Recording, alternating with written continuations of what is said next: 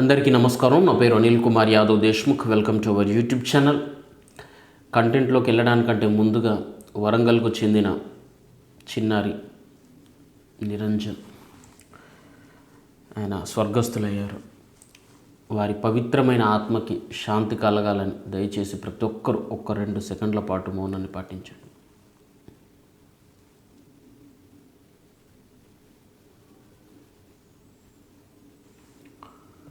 Okay, విషయం ఏంటంటే సుగాలి పార్వతి ఈవిడ పవన్ కళ్యాణ్ గారి పైన కంప్లైంట్ రైజ్ చేసింది. ఈ విషయం గురించి నేను ఎప్పుడో మాట్లాడాలి, కాకపోతే కొంచెం ఈ మధ్యకాలంలో బిజీగా ఉండడం వల్ల, పెళ్ళిళ్ళ సీజన్ అయిపోయింది, ఇది ఫంక్షన్ల వల్ల అటు ఇటు వెళ్ళడం వల్ల వీడియోస్ టైం టు టైం చేయలేకపోయాను. దయచేసి నన్ను తప్పుగా అనుకోవద్దు. అయితే నిజంగా ఒక అభాగ్యురాలైన తల్లికి, ఒక వికలాంగురాలైన తల్లికి అండగా నిలబడినందుకు కళ్యాణ్ గారి పైనే ఆమె కంప్లైంట్ పెట్టే ప్రయత్నం ఏదైతే చేసిందో అది మాత్రం చాలా దుర్మార్గం. ఆమె నాకు తెలిసినంత వరకు ఆమె పైన నాకు ఇప్పటికీ ఒక రకమైన సానుభూతి. ఎందుకంటే బిడ్డను కోల్పోయిన తల్లిగా ఆవిడ పైన నాకు సానుభూతి ఉంది. అట్లనే ఆవిడ పరిస్థితి, ఆవిడ హెల్త్ కండిషన్ను కూడా దృష్టిలో పెట్టుకొని ఆవిడని నేను ఏనాడు మన జనసేనకు సంబంధించిన వాళ్ళు డైరెక్ట్ ఇన్ఛార్జీలు ఆవిడ పైన అటాక్ చేసిండ్రు. ఆవిడ మాటల్ని ముందుగానే గ్రహించి ఎప్పుడైతే ఆమె పొలిటికల్ స్టాండ్ మార్చిందో అప్పటి నుంచి మనోళ్ళు కొంతమంది ఆమెని టార్గెట్ చేసిండ్రు కొద్ది వరకు. కానీ నేను ఇప్పటికీ చెప్తున్నా, ఆవిడని డైరెక్ట్గా అయితే నేను అటాక్ చేయలేను. ఎందుకంటే ఆమె నిజంగా అభాగ్యురాలే, నిజంగా ఆమె హెల్త్ కండిషన్ కూడా బాగాలేదు. అలాంటి ఆమె నేను డైరెక్ట్ అటాక్ చేయను, కానీ ఉన్న వాస్తవాలను మాత్రం మాట్లాడాలి. ఆ మాట్లాడాల్సిన అవసరం ఇప్పుడు వచ్చింది. ఎందుకంటే నిన్న మొన్నటి దాకా ఆవిడ పవన్ కళ్యాణ్ గారిని క్వశ్చన్ చేసిన నేను తప్పుపట్ల, పెద్దగా తప్పుపట్ల, దానికి ఎక్స్ప్లెనేషన్ ఇచ్చుకుంటూనే వచ్చిన. ఈరోజు కూడా కొంత క్లారిటీ ఇస్తా అంతే. ఆమెని నేను ఒక మాట కూడా అనాల్సిన అవసరం నాకు లేదు. అయితే ఆమెకు అండగా ఉండే ప్రయత్నం కళ్యాణ్ గారు చేసినందుకు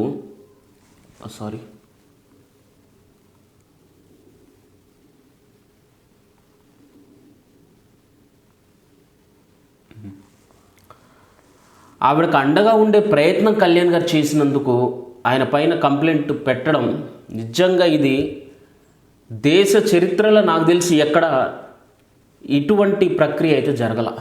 ఇలాంటి తల్లి ఏ కూతురికి ఉండకూడదని నేను కోరుకుంటాను. మీరు చేసిన పని వల్ల,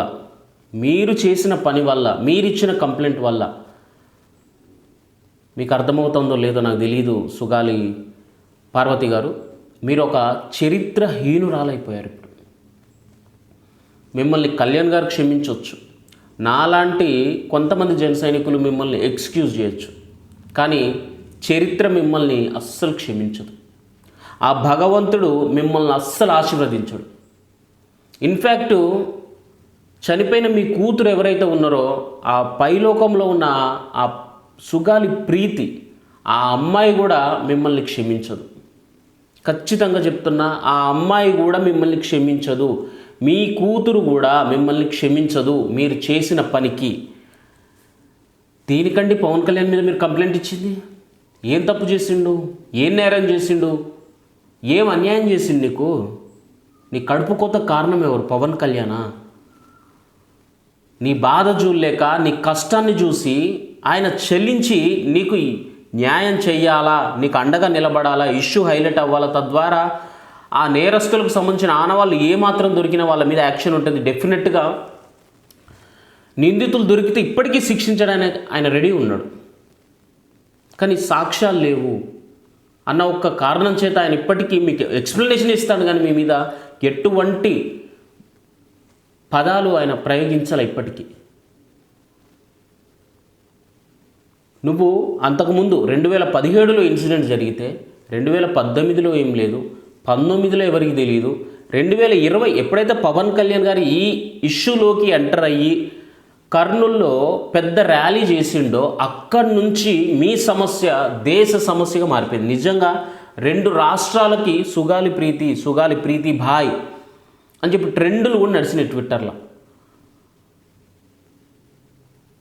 కానీ పవన్ కళ్యాణ్ గారు రాకముందు అసలు మీ సమస్య మీ జిల్లా కూడా దాటలేదని మీరే మీ నోటితో ఒప్పుకున్నారు. పవన్ అన్న వచ్చి నాకు అండగా నిలబడిన తర్వాత నా కూతురు ఈరోజు ఇన్ని లక్షల మంది గుండెల్లో స్థానం సంపాదించుకొని గూడు కట్టుకుంది అని చెప్పి అన్నారు మీరే.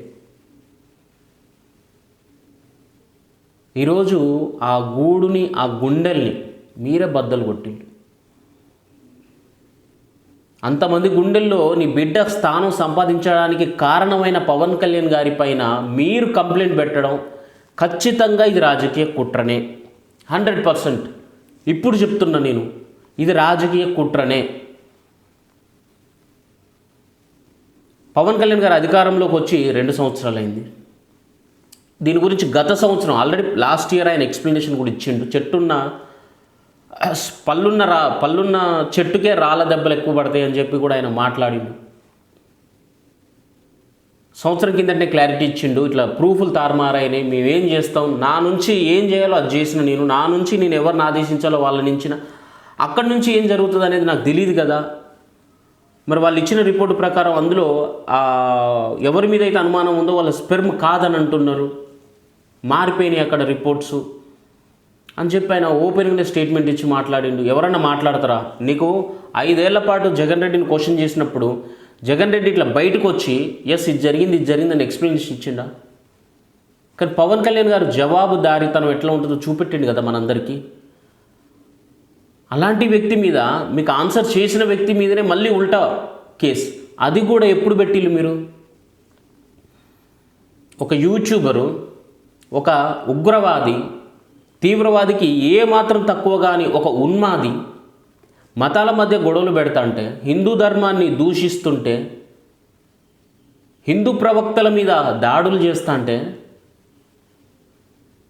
శాంతి భద్రతలకి విఘాతం కలిగించే సన్నాసి పైన కూటమి ప్రభుత్వం ఒక మంచి యాక్షన్ తీసుకొని ఒక అనే ఒక యాక్ట్, యూఏపీఏ యాక్ట్ తీసుకొచ్చి రాజద్రోహం కింద కేసు కట్టి దాన్ని ఇన్వెస్టిగేషన్ చేస్తూ దాని వెనక ఎవరెవరు ఉన్నారు, అసలు ఎందుకు ఇంత పెద్ద కుట్ర జరుగుతుంది, ఎందుకు ఇతను నాస్తికుడు అనే మాట చెప్తూ హిందువులపైన దాడి చేస్తాడు, హిందూ భగవంతుల మీదనే దాడి చేస్తూ ఉన్నాడు. నాస్తికుడు అంటే హిందూ దేవుళ్ళని తిట్టడం కాదు, అసలు ఏ మతాన్ని కేర్ చేయకపోవడం నాస్తికత్వం, లేదా అన్ని మతాల్ని సమానంగా చూడడం నాస్తికత్వం. అర్థమవుతుందా? నాస్తికుడు అంటే హిందువులు తిట్టడం కాదు, హిందూ భగవంతులు తిట్టడం కాదు. రాముడు లేడు, సీత లేదు, ద్రౌపది లేదు, భీముడు వేస్ట్, అర్జునుడు వేస్ట్, ధర్మరాజు వేస్ట్, రాముడు వేస్ట్, కృష్ణ, ఇది కాదు. ఇది నాస్తికుడుకు ఉండాల్సిన లక్షణం ఇది కాదు. నాస్తికత్వం అంటే అసలు ఏ భగవంతుని నమ్మకుండా ఉండంతే. కానీ అవతలోని నమ్మకాలపైన నువ్వు నిప్పులు పోయడం కరెక్ట్ కాదు. నీకు అన్నీ సమానమే. జీసస్ని తిట్టకూడదు, జీసస్ గురించి మాట్లాడకూడదు, మేరీ మాతను తిట్టొద్దు, మహమ్మద్ని తిట్టొద్దు, ముసల్మాన్లను ఏమనొద్దు. ఇది నాస్తికత్వం. పాస్టర్లు చాలామంది హిందూ భగవంతుల్ని, హిందూ దేవులని, హిందువుల్ని కూడా, హిందుత్వాన్ని నమ్మిన వాళ్ళం కూడా వాళ్ళ నమ్మకాల గురించి, వాళ్ళ ఆచారాల గురించి చాలా చులకనగా మాట్లాడతారు. చాలా టీవీలలో చూసినాం మనం. ఇప్పటికీ నేను మళ్ళీ చెప్తాను ఈ మాట. దానికి కౌంటర్గా రాధా మనోహర్ మాట్లాడుండొచ్చు, ఆయన పైన లీగల్ యాక్షన్ తీసుకోండి, కంప్లైంట్ పెట్టండి, మరి పోనీ ఓడొద్దన్నాడు. కానీ సభల మీదకి ఎక్కి, స్టేజ్ల మీదకి ఎక్కి దళిత క్రైస్తవ సభ అని చెప్పి అక్కడ హిందూ దేవుళ్ళని తిడితే ఎవరెవరికి మధ్య చిచ్చులు పెట్టినట్రా నువ్వు? అసలు నేను పిలిచిన బోగ్గాడి మీద జడ శ్రావణ అనే గాని మీద పెట్టాలి అసలు కేసు. వాడే కదా దీని అందరికి కారణం. అసలు నేను పిలవడానికి రీజన్ కూడా ఆడే. వాడు పిలిచి వాడు నోటుకొచ్చిన బుద్ధులు తిడితే వాడిపైన యాక్షన్ తీసుకుంటా అంటే నువ్వు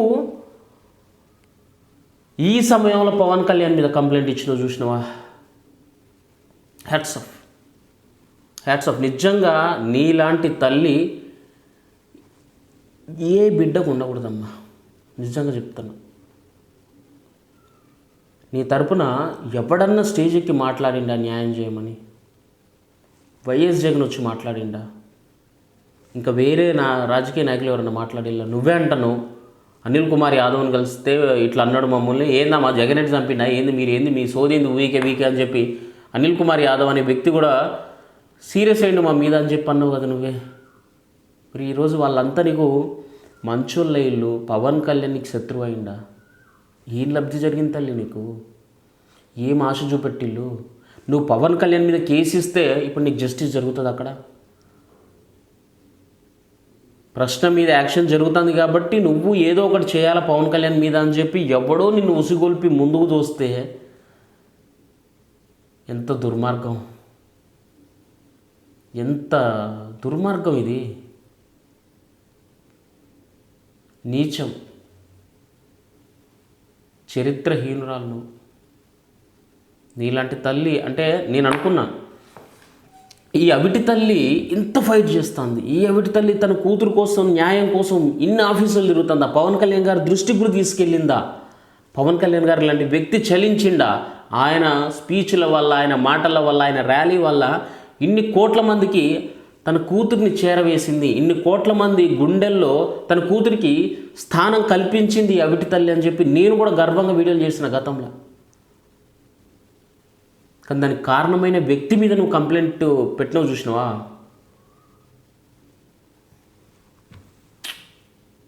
అస్సలు కరెక్ట్ కాదు,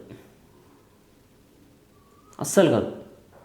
నాకు సుగాలి ప్రీతి అని చెప్పి సుగాలి పార్వతి అని చెప్పి నాకు నా ఫేస్బుక్ అకౌంట్కి మెసేజ్ వచ్చింది, నన్ను తప్పుగా మాట్లాడే వాళ్ళ గురించి అని చెప్పి ఏదో పెట్టింది.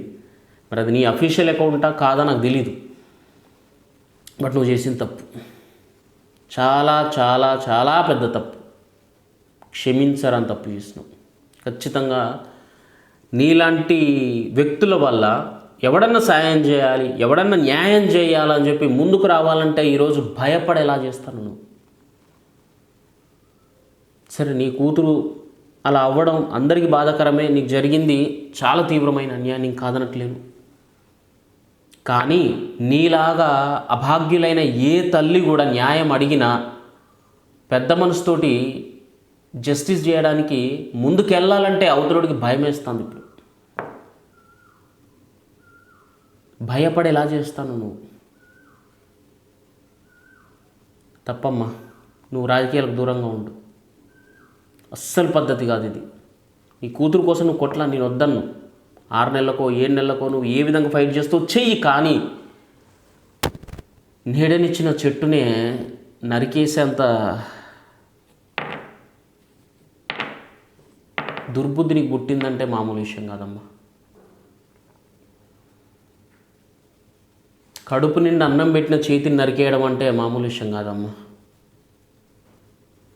ఇంకో మాట అనొచ్చు, తల్లి బాలు తాగి, అస్సలు కాదు. సారీ, ఇంతకు మించి నేనేం మాట్లాడలేను. Thank you. జై హింద్.